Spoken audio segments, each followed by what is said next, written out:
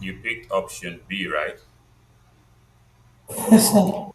Deflected, Yes. deflected, not deflected. Okay, I'm going to show you something quickly before we come back to that answer, okay? Yes.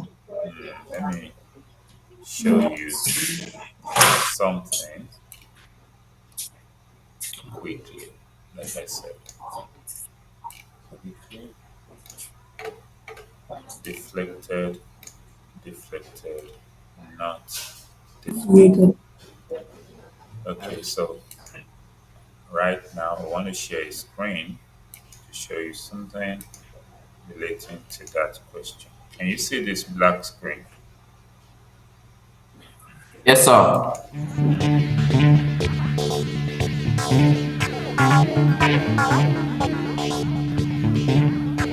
Let's see. Come on.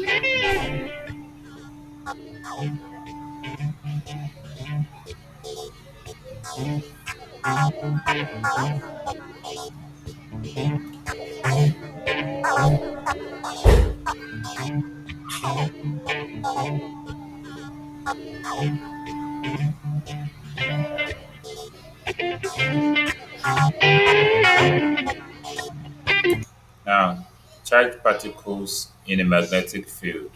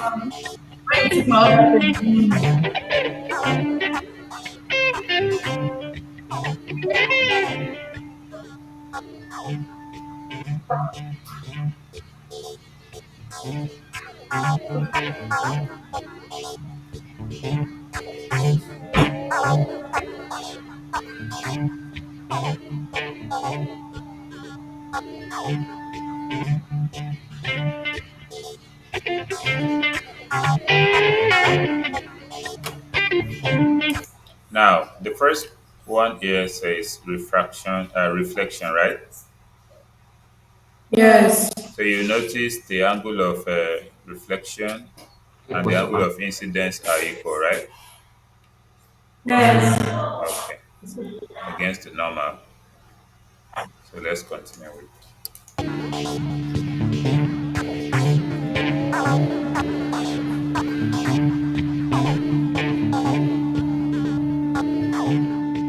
Then this is refraction.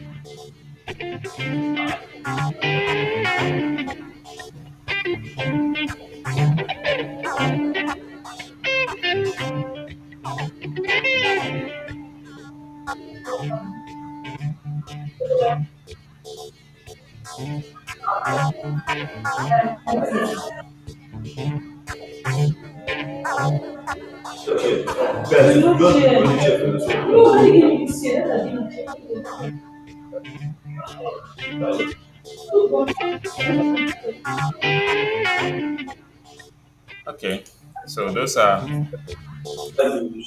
some physics terms there, okay?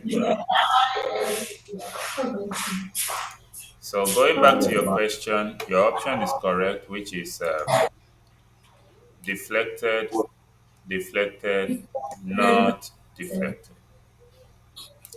And okay, the next question is going to be for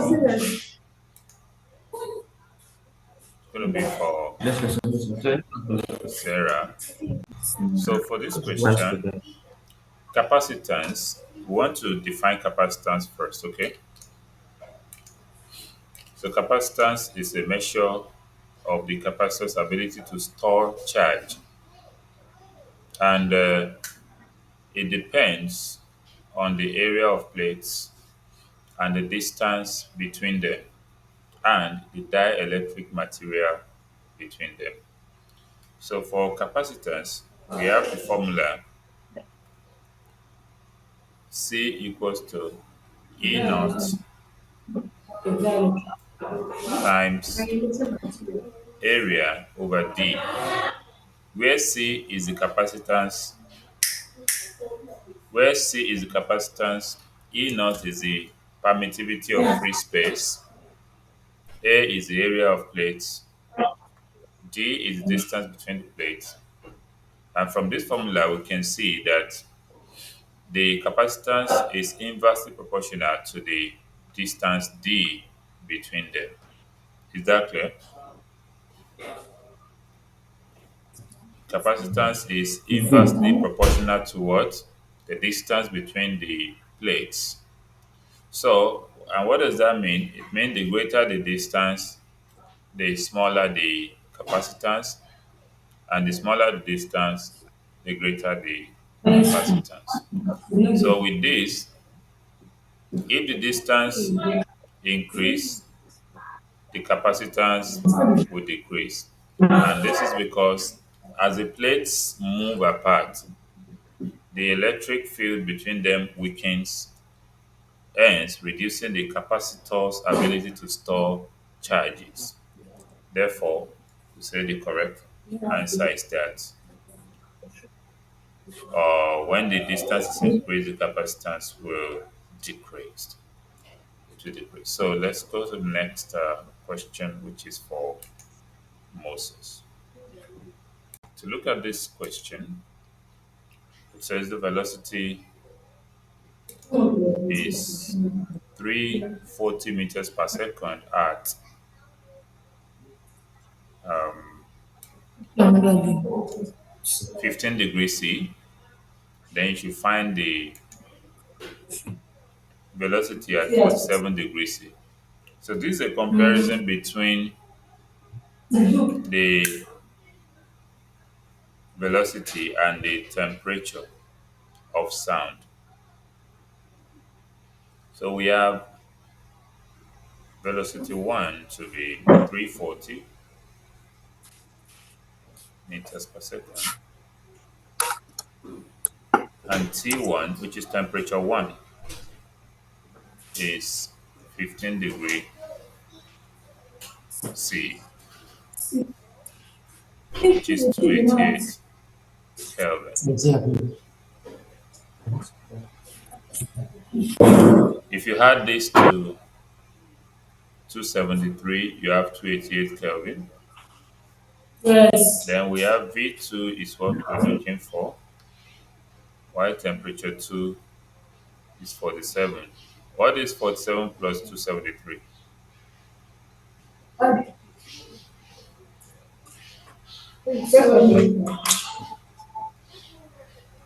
320. 320 Kelvin. So we have the relation V1 over V2 equal to square root of T1 over square root of T2. So slotting this in, we're going to have our V2 equal to root T2 over T1 times V1, which is going to be 340, which is V1, times root of 320 all over root of Over. 288. So this will be 340 times. What is the square root of 320? This is check it to spirit. Nonsense. 320. That is 17.8. 17.888 or 17.89. 17.888.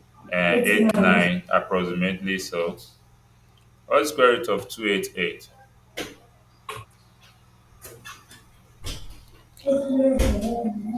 16.97. Yes, 16.97. So 16.97. Then we have this multiplied and divided. So multiply and divide, tell me your final answer. 358 point So approximately we can say 354, 391. 8.39.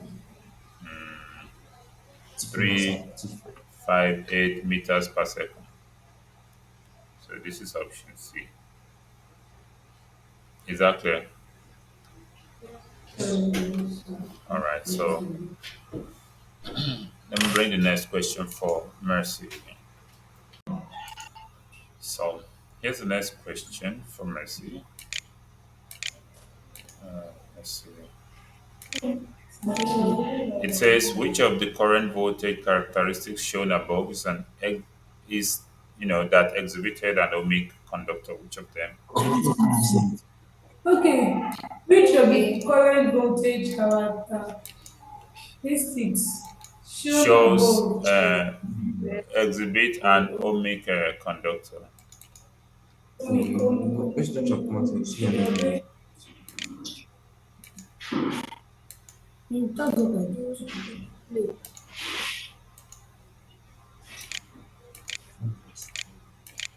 That's what I do. When you know the concept. Yes. What's your answer? Current voltage. Think of this.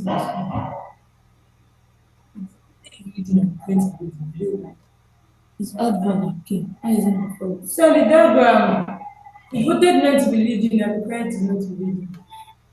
And they don't really know it. Given these diagrams, I uh, V, I on the vertical, V on the horizontal. Yeah? So which of the graph represents conductors that obey Ohm's law? Yes. I don't know if it's correct to leading and the voltage is leading. In the two, this thing, current is on the, in all of them, current is on the vertical and the voltage is on the horizontal. So you just need to study the graph and see which one will you say obeys Ohm's law, which means that the resistance stays constant regardless of uh, the changes in voltage or current passing through it.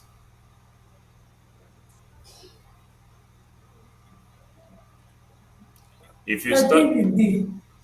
B, B, right? Yes. Okay, so B is Yes. correct. B is correct because if you get your slope, let's say V equal to I R, then if you divide both side by I,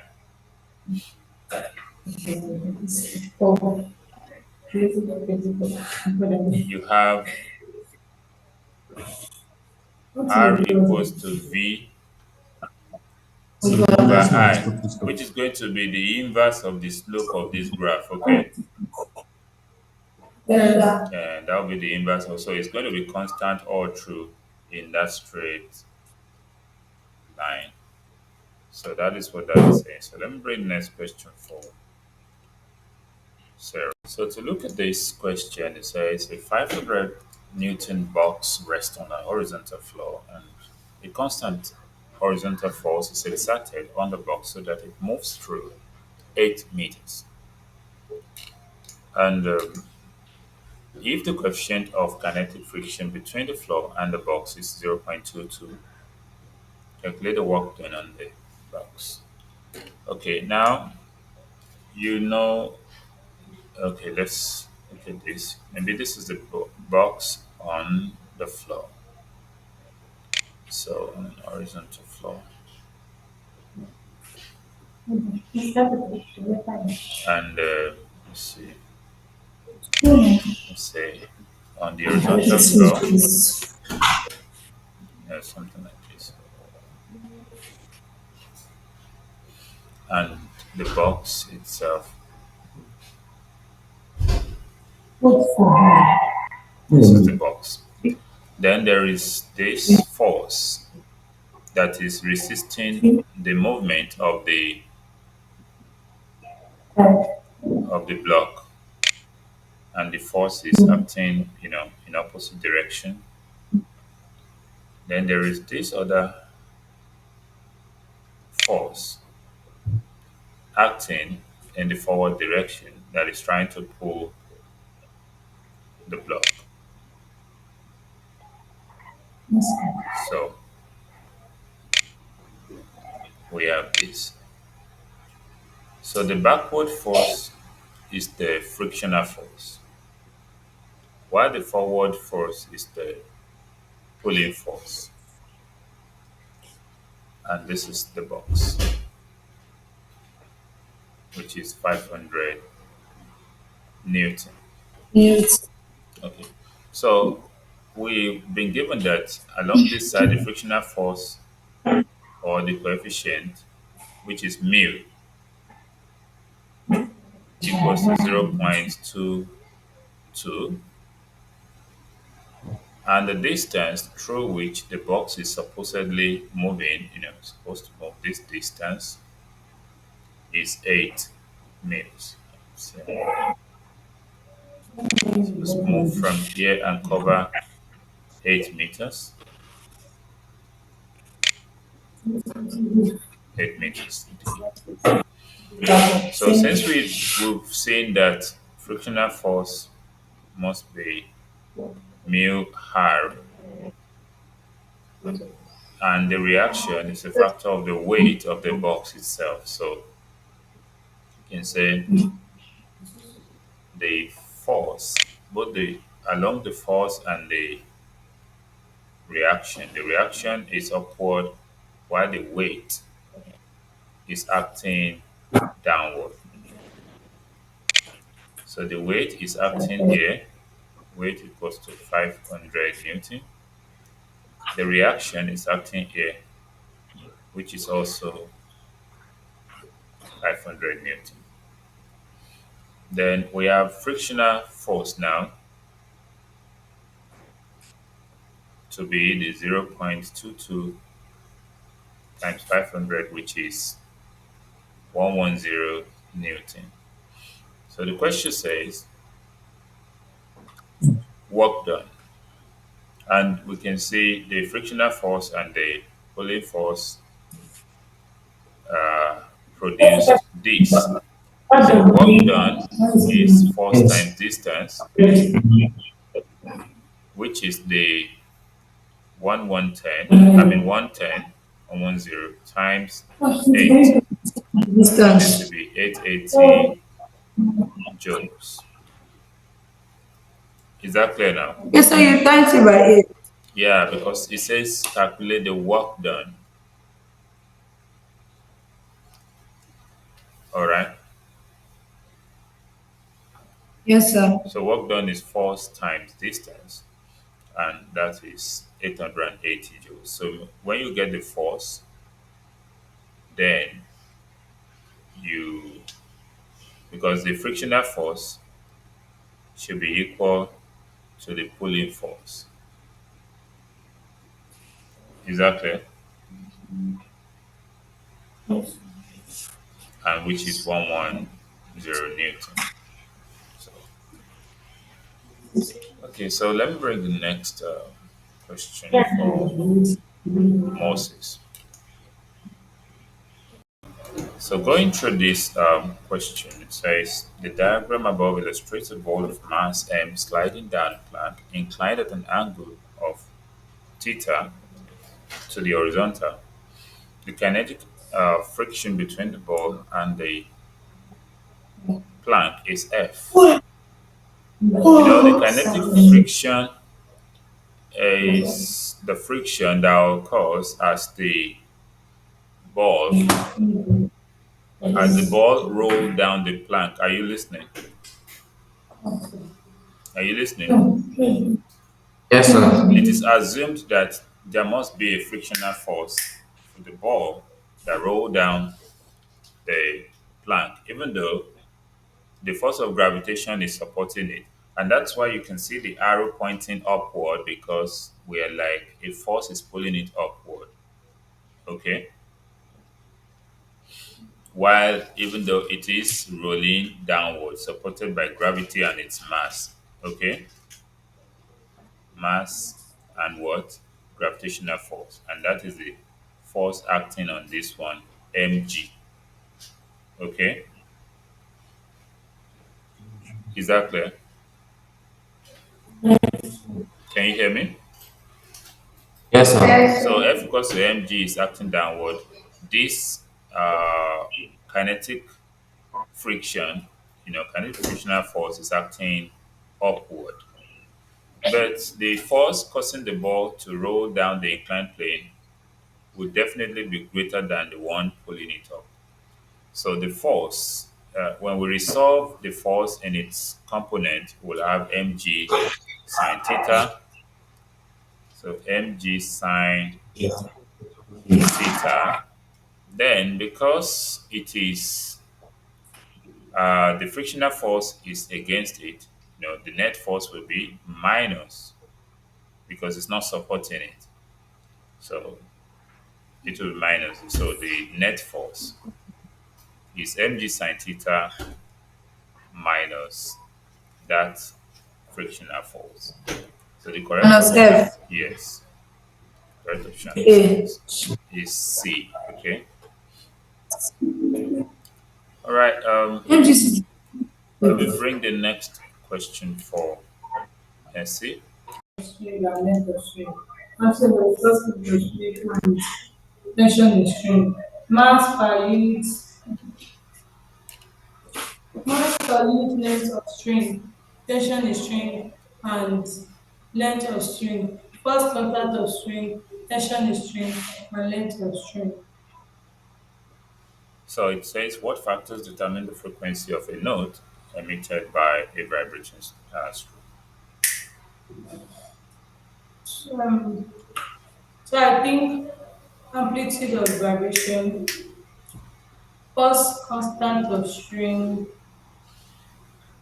tension, Amplitude and of vibration, first constant of string, and the length of string, right? yeah, Okay, let's see. yeah. The fundamental frequency of vibration of a string is inversely proportional to the square root of the mass per unit length, which is the linear density. So if the tension and the vibrating length of the string are constant, the fundamental frequency of vibration will be inversely proportional to the square root of the mass per unit length. So if we consider option C, we have mass per unit length of the string, the tension in the string, and the length of the string. So the correct option is C. Is that clear? Mass per unit length. Okay. Yeah, Yes, mass sir. per unit length of the string, then tension in the string, and the length of the string. So these are the factors that determine the frequency of a note emitted by vibrating a string. So the next question is going to be for um, Sarah. So let's see. what we have there. Okay, let's try this one.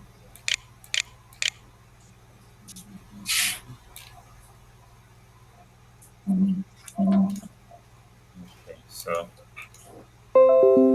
Sarah, here's your question.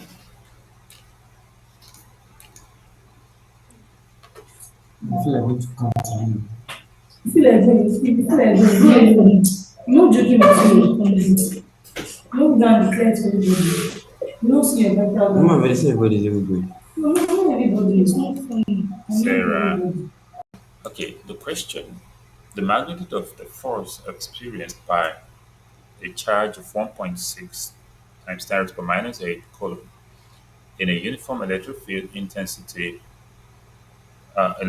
intensity 5 times 10 raised to power 5 uh, Newton per coulomb is dash. Okay, let's see.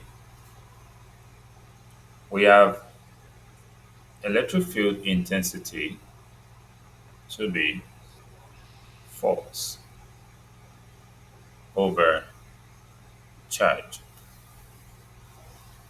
Then the force will be the intensity times the Two charge, times two. which is 1.6 times 10 raised to power minus 8, then times 5 times 10 raised to power 5. So 1.6 times 8 times 5 is 8.0. That is 8 times 10 raised to power minus 8 plus 5. So this will be 8 times 10 raised to power minus 3. So the correct option will be C. Newton. So if you times it on calculator, that's not what it's giving you. Hope you did not use 105. It's 10 raised per 5. Okay. So if you multiply 1.6 times 5, right? Okay, times 5. Hmm? So 5 times 6 is 30. Then 5 times 1 is 5 plus 3, that's 8. Then there's one decimal there, that's 8. And your indices says you should add these powers together, which is negative 8 positive 5 will give us negative 3, okay? Is Yes, that clear? yes. Yes. I don't know this Okay. problem should be. Very quickly before we go, I made a song yesterday which I would just like to show you before. It says, with God, nothing shall be impossible. Let's just see. That is Wow, beautiful. Thank you very much. Food. Yeah, so. do my friend. Let me share the sound while you watch that single song, and after then we close for the day. I want to try and increase my sound. Be my friend. Be my friend. Yeah, the I love it. sounds, Yeah, what is it? sound. Ah, What did you say? I love your song. The one you played yesterday. Be my friend. So this is a new girl happiness. So then for class. Okay. Happiness, Be right? my friend. Okay, thank you for Yes. that compliment on the "Be My Friend Now" song. Though the network was not friendly yesterday. But if you but if you look for it, you definitely find that song. Let me find it. I'm trying to increase the volume of the sound here. Let me see. Uh, okay. Okay. Trying to. It's already increased. Okay. Let me see. Then to share the sound on the screen. Can you see the screen now? Okay, Yes, yes, sir. Okay. It Now says listen to the that's Luke 1:37, and the title of the song is "With God." So let me play it. Then we round up for today.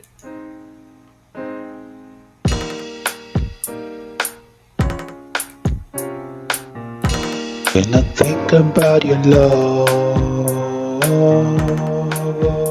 in me, oh Lord, it makes me wonder about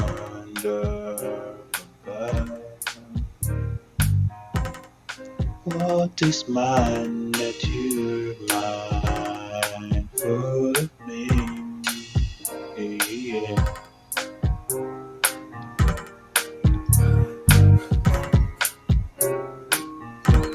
I can see your wonder. I can feel your breath. I can see your wonders. I can feel your breath.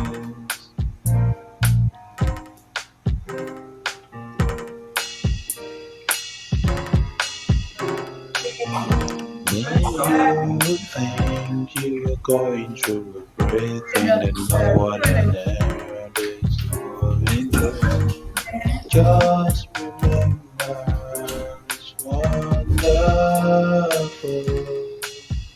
What he will do wonders for me. He will do wonders for you. He will do wonders for me. He will do wonders for you. Mary said, how can this thing be?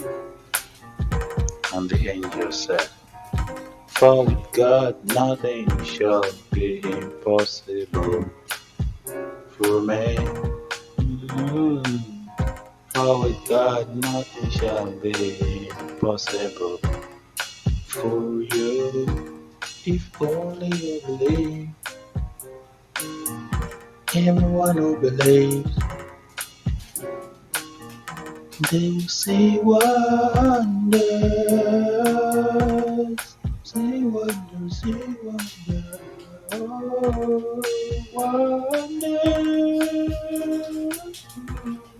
See wonders.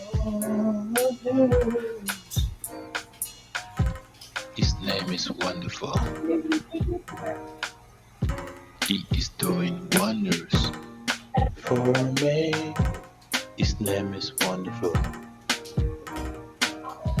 He will do wonders for you. Okay, so that's it there. And that's what we're running up for today, okay? But it's okay.